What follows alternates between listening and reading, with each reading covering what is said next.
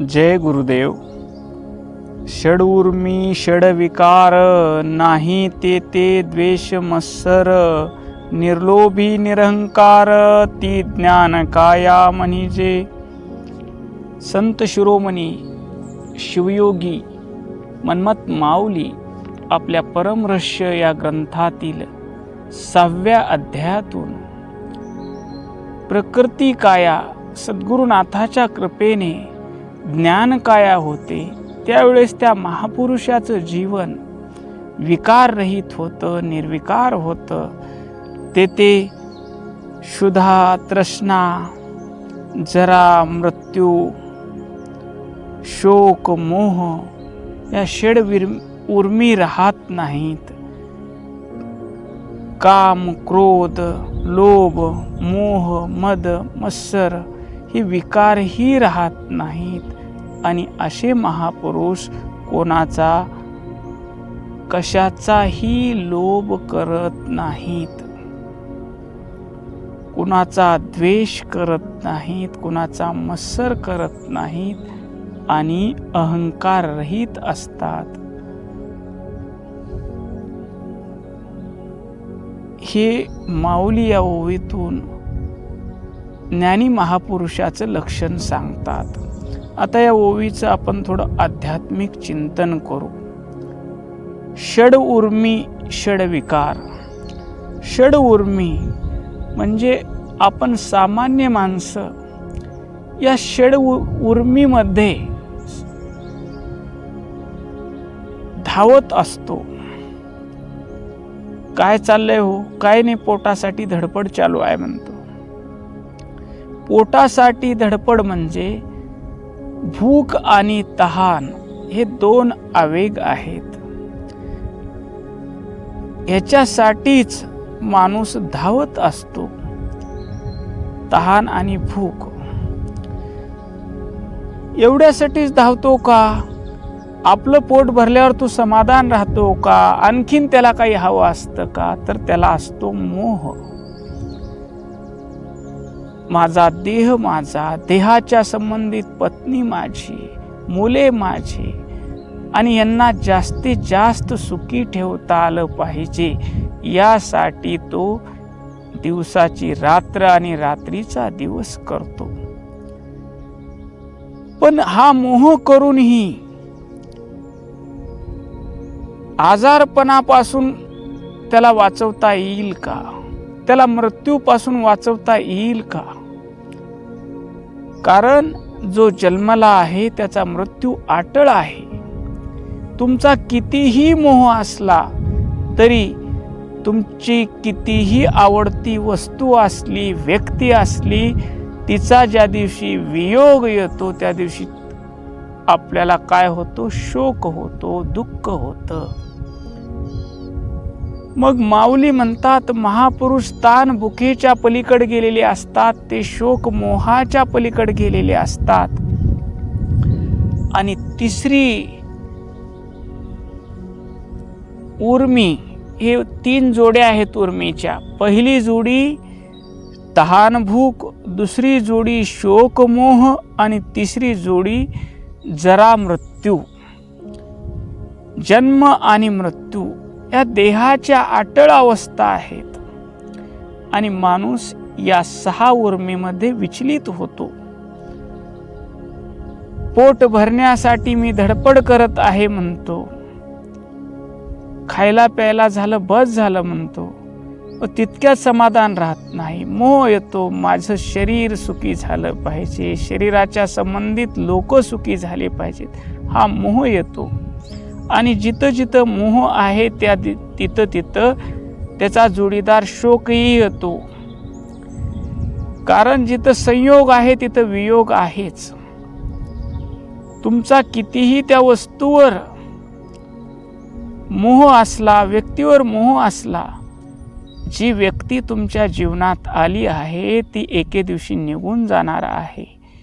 तिथं तुम्हाला त्याचा शोक होणार आहे. आणि पुढचं तुम्ही जर स्वतःला देह समजलात तर देहाला म्हातारपण येणार आहे आणि मरण येणार आहे. तर या 6 लाटांनी माणूस विचलित होत असतो. या 6 लाटाला अध्यात्मशास्त्र म्हणतं की षड उर्मी. लक्षात ठेवा, पहिले 2 तहान भूक, दुसरे 2 शोकमोह आणि तिसरे 2 वृद्धत्व आणि मृत्यू. पण संत महात्मे या देहाला प्रारब्धावर सोडतात. अन्न आच्छादन सुख दुःखाधिक प्रारब्धेची देख लभ्य जीवा. ईश्वरानं आईच्या पोटात असताना माझ्या पोट भरण्याची व्यवस्था केलेली होती. आई जेवावं आणि नाळेवाटी मला मिळावं. दात नव्हते त्यावेळेस मऊ मऊ भात आईनं खाऊ घातला आणि आयुष्यभर मला जितकं लागणार आहे ते मला प्रारब्धानं मिळणार आहे, हा ईश्वरावरला विश्वास असतो. आणि संत ईश्वराला समर्पित असतात. प्रत्येक काम करत असताना आम्ही सामान्य माणसं म्हणतो मी करतो मी करतो आणि सुखी किंवा दुःखी होतो.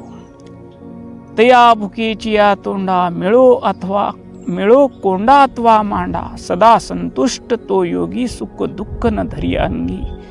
असे संत महापुरुष.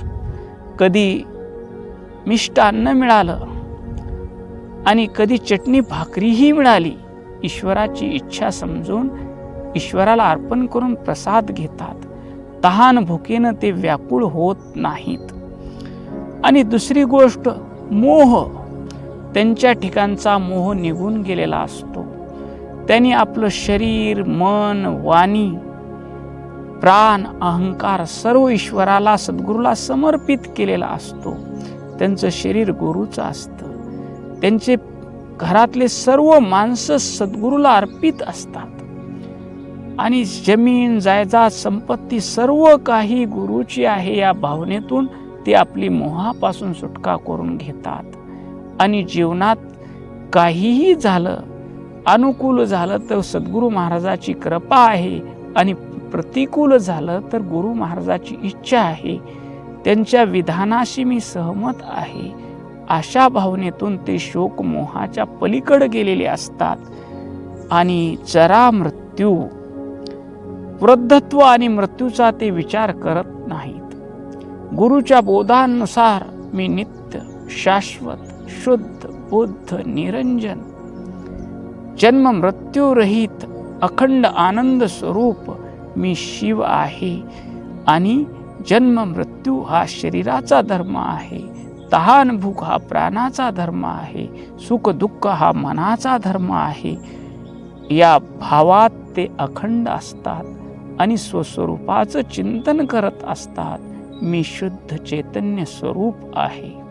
माझ्या ठिकाणी संकल्प नाही, विकल्प नाही. माझ्या ठिकाणी कसलीही इच्छा नाही. मी ज्ञान स्वरूप आहे. विश्वातल्या कणाकणामध्ये भरलेलं चैतन्य मी आहे.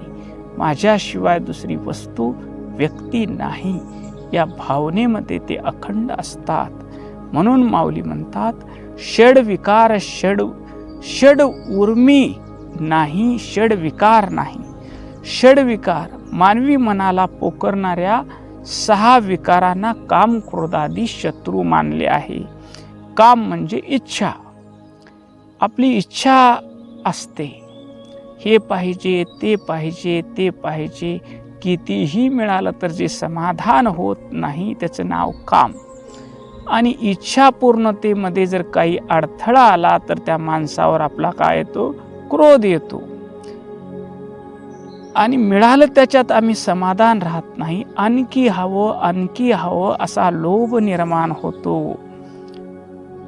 आणि मोह, हे माझे माणसं आहेत, यांचा माझ्यापासून, ही माझी संपत्ती आहे, ह्याच्यापासून मला कधीही अंतर पडू नये, वियोग होऊ नये. पण निसर्गाचा नियम आहे, उपजे ते नाशे. जे जन्माला आलंय त्याचा मृत्यू होणारच आहे. हा मोह सामान्य माणसाच्या ठिकाणी असतो. मद रूपाचा अभिमान असतो, बुद्धीचा अभिमान असतो, ताकदीचा अभिमान असतो, संपत्तीचा अभिमान असतो. हे शीलाचा अभिमान असतो, मी चारित्र्यवान आहे, कुळाचा अभिमान असतो. हे ईश्वराकडून प्राप्त झालेल्या देहादिक वस्तूमध्ये अभिमान धरणं म्हणजे मद आणि मत्सर. दुसऱ्याचं कुणाचंही चांगलं झालेलं आम्हाला बरं वाटत नाही. हे 6 विकार सामान्य माणसाच्या ठिकाणी असतात. पण संत काम नाही झालो रिकामा पाही, ते सद्गुरूला समर्पित असतात. त्यांची इच्छाच नसते. तुची करता करविता देवा अवघी तुझी सत्ता, आम्ही बाहुल्याच्या जाती सूत्र दोरी तुझे हाती, जैसे नाचविशी देवा तैसे नाचू सदाशिवा. त्यांच्या ठिकाणी इच्छाच नसते. जे काही करतील ते गुरु महाराज करतील या भावनेमध्ये ते अखंड असतात. त्यांच्या देहाचं सर्व कार्य, माझ्या देहाचं कार्य माझे सद्गुरुनाथ करत आहेत या भावनेतून त्यांचा देह चलत बोलत काहीही करीत असला तर त्यांच्या ठिकाणी कर्ता भाव नसल्यामुळं काम नसतो, क्रोध नसतो, लोभ नसतो, मोह नसतो, मदही नसतो आणि मत्सरही नसतो. अशा महापुरुषाची गोष्ट या ओवीतून माऊली सांगत आहेत. अशा महापुरुषाचं जीवन या ओवीतून माऊली सांगतात. पुढं म्हणतात, द्वेष नाही मत्सर नाही. द्वेष म्हणजे काय? दुसऱ्याविषयी आपल्या मनामध्ये आडी धरणे. या माणसानं असं केले बघा, मी त्याला आता कसं करतो, हा द्वेष आहे. मत्सर, दुसऱ्यानं चांगले कपडे घातले तर आम्हाला बरं वाटत नाही, दुसऱ्यानं चांगली साडी नेसली तर आम्हाला बरं वाटत नाही, दुसऱ्याचं सुख पाहून आम्ही जळतो, याला म्हणायचं मत्सर. ज्ञानी व्यक्तीला सर्व चराचर सृष्टीमध्ये माझं स्वरूप आहे, मी शिव आहे आणि हे विश्व रूपात मीच विकसित झालो आहे.